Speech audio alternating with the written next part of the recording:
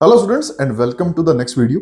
इस वीडियो में हम आपके साथ डिस्कस करेंगे आपके एचपीएससी के स्क्रीनिंग एग्जाम में आया हुआ एक क्वेश्चन जिसके आंसर में हमें लगता है कि थोड़ी सी दिक्कत है। तो चलिए इस क्वेश्चन को डिस्कस करते हैं। ये जो क्वेश्चन आया था आपके एग्जाम में ये कॉम्प्लेक्स एनालिसिस से आया था और ये जो क्वेश्चन है वो हमारे पास जो बुकलेट है उसमें क्वेश्चन नंबर 41 है। अगर आपके पास दूसरी बुकलेट है तो आप चेक कर सकते हैं कि आपके पास स्टेटमेंट कौन सी आई। शुरू करते हैं। देखिए इसमें क्या दिया गया था, दो स्टेटमेंट्स थी। पहली स्टेटमेंट आसान है, सभी ने आई एम होपिंग कर ही ली होगी। ट्रू स्टेटमेंट थी, एक बार पढ़ लेते हैं क्या कहता है। कहता है जी let small f be a non constant and analytic in an open set containing the closed unit disc and if mod of fz is equal to 1 whenever mod z is equal to 1 then for every w naught in c says that mod of w is less than 1 f of z is equal to डब्ल्यू naught has a root. देखिए बहुत आसान, ठीक है जी। I am hoping आप सबने इसको कर लिया होगा, फिर भी हम मेन आइडियाज को डिस्कस करते हैं। इसके अंदर तीन मेन आइडियाज थे। सबसे पहला मेन आइडिया वो तो आपको पता ही है कि हमने, अब देखिए मॉड की बात हो रही है, maximum modulus principle. Maximum modulus principle तो हमने इस पर लगाना है, ठीक है। मुद्दे की बात यह है कि उसने ना यहाँ पे जाके कुछ हल्की सी बस अपने शब्द चेंज कर दिए और कुछ नहीं। तो मैक्सिमम मॉडुलस प्रिंसिपल लगाने के बाद आपने कुछ नहीं करना था, हल्का सा अगर आपने इसकी डिस्कशन को आगे बढ़ाना था तो आप इसमें ओपन मैपिंग थ्योरम भी यूज कर सकते थे। आपने एक काम करना था बस कि डोमेन में ओपन सर्कुलर डिस्क लो, unit disc centred at origin, ठीक है जी। उसके ऊपर अपने एफ को लगा दो। एफ बहुत सुंदर दिया हुआ है, नॉन कांस्टेंट भी है, एनालिटिक भी है। तो जो ओपन सर्कुलर डिस्क आप डोमेन में ड्रॉ करेंगे, डोमेन मतलब एक्चुअल डोमेन, ठीक है जी, है ना। तो ओपन सर्कुलर डिस्क एक्चुअली में कॉम्प्लेक्स प्लेन की डोमेन हो जाती है, ओपन कनेक्टेड हो जाती है, ठीक है जी।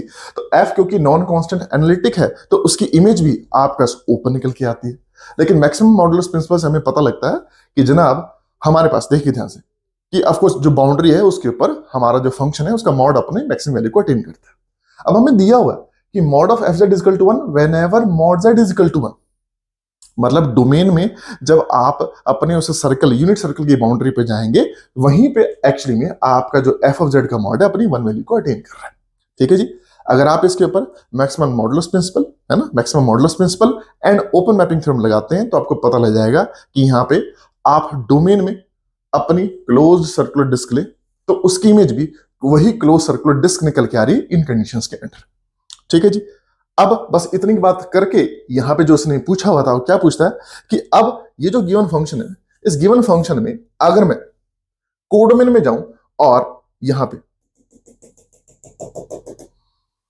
ठीक है जी, ये जो आपको मैंने डॉटेड सर्कल ड्रॉ करके दिया हुआ है, सेंटर एट 0 0 है, रेडियस 1, ध्यान रखिएगा, ठीक है जी। अब वो कहता है कि मैं यहां पे कोई भी डब्ल्यू पिक करूं, यहां पे कोई भी डब्ल्यू पिक करूं, ठीक है जी, जिसका ऑफकोर्स जो मॉड है वो 1 से छोटा है अंदर।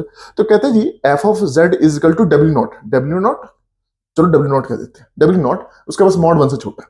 तो कहते हैं जी एक जेड पीछे पक्का ऐसा मिल जाएगा such that F of Z जो आएगा वो डब्ल्यू नॉट आएगा। वो क्लियर ही है कि हमें पता है एक्चुअली में इस क्लोज सर्कुलर डिस्क ने पूरे के पूरा मैप हो जाना इसके ऊपर, ठीक है जी। तो होगा क्या, यहां से आप कोई भी इनपुट लेंगे तो पीछे एक जेड बैठा ही होगा जो उस पर जा रहा होगा एंड हेंस मुझे इस इक्वेशन का एक सोल्यूशन मिल ही रहा होगा। तो तीन मेन आइडियाज, ठीक है जी। मैक्सिमम मॉडुलस लगा दिया आपने, ठीक है जी, ओपन मैपिंग थ्योरम लगा दी, उसे पता लग गया कि किस तरीके से आपकी पूरी की पूरी क्लोज सर्कुलर डिस्क पे मैप हो रही है एंड उसके बाद जो पूछा था वो डायरेक्टली आपको फॉलो हो रहा था, ठीक है जी। स्टेटमेंट 1 हमें पता है कि मोस्टली बच्चों की सॉल्व हो ही गई होगी। अब हम आगे चलते हैं और जरा स्टेटमेंट 2 को पढ़ते हैं। देखो यही है स्टेटमेंट जो एक्चुअली में थोड़ी सी कॉन्ट्रोडिक्टरी फील हो रही है, साथ दीजिएगा जरा। वो क्या कहता है, every polynomial of degree n assumes each complex number exactly n times। अब यहां पे जो चीज फंस रही है ना वो ये है कि उसने पॉलिनोमियल की डिग्री के बारे में कुछ नहीं बताया। अगर पॉलिनोमियल की डिग्री 1 या 1 से बड़ी है फिर ये स्टेटमेंट 2 ठीक है, लेकिन दिक्कत आएगी जब आप कांस्टेंट पॉलिनोमियल्स लेंगे। जी हाँ, और फरमाइए जरा, अगर मैं ले लूं constant polynomial f of z equal to 3 ले लूं, सिंपल, राइट। अब पढ़िए, हम सबको पता है इन भाई साहब की डिग्री कितनी है, 0, ठीक है जी। अब पढ़िए, कहते हैं जी every polynomial of degree n, अभी हमने n को 0 कर दिया, assumes each complex number exactly n times, 0 times, गलत हो गया ना। क्यों, हमें पता है ये जो कॉम्प्लेक्स नंबर 3 है उसे जो गिवन फंक्शन है वो तो इन्फिनिटली मैनी टाइम्स अटेन करने वाला है। तो ये कहना कि every polynomial of degree 0 assumes each complex number exactly 0 number of times गलत है, क्योंकि इसने तो 3 को इनफिनिटली मेनी टाइम्स अटेन कर लेना है। सो इस वजह से स्टेटमेंट 2 गलत हो जाएगी। स्टेटमेंट 1 आई एम होपिंग आप सबको पहले ही आती थी, इजी थी, आपने क्लास में भी की हुई है, ठीक है जी। स्टेटमेंट 2 में बस हल्का सा पॉइंट ये था कि डिग्री अगर 0 हो जाएगी तो स्टेटमेंट 2 फॉल्स हो जाएगी। ध्यान रखिएगा, स्टेटमेंट 2 सही हो जाती अगर यहां डिग्री 1 या 1 से बड़ी दी होती तो। आई एम होपिंग ये डिस्कशन आपको फायदेमंद फील हुई होगी। एंड अब आपके आंसर की अगर आप देखेंगे ना, तो उसके अंदर इसका जो आंसर है ना, वो ऑप्शन नंबर ए दिया हुआ है। उन्होंने कहा कि दोनों स्टेटमेंट ट्रू है, गलत। स्टेटमेंट 1 तो ट्रू ही है, वो तो आपने भी डिस्कस कर ही लिया होगा, हमने भी डिस्कस कर लिया। इंपॉर्टेंट है कि स्टेटमेंट 2 अनफॉर्चुनेटली फॉल्स है। जो सही जवाब निकल के आएगा वो एक्चुअली में आपका निकल के आएगा कि आपकी स्टेटमेंट 1 करेक्ट है एंड स्टेटमेंट 2 फॉल्स है। मतलब ऑप्शन सी जो है वो इस केस में सही निकल के आएगा। वी पॉजिटिवली होप कि इस क्वेश्चन के सोल्यूशन ने आपको खूब हेल्प की होगी। एंड अब हम आपसे मिलेंगे अगले वीडियोस में अगले क्वेश्चंस के सोल्यूशंस के साथ। Thank you.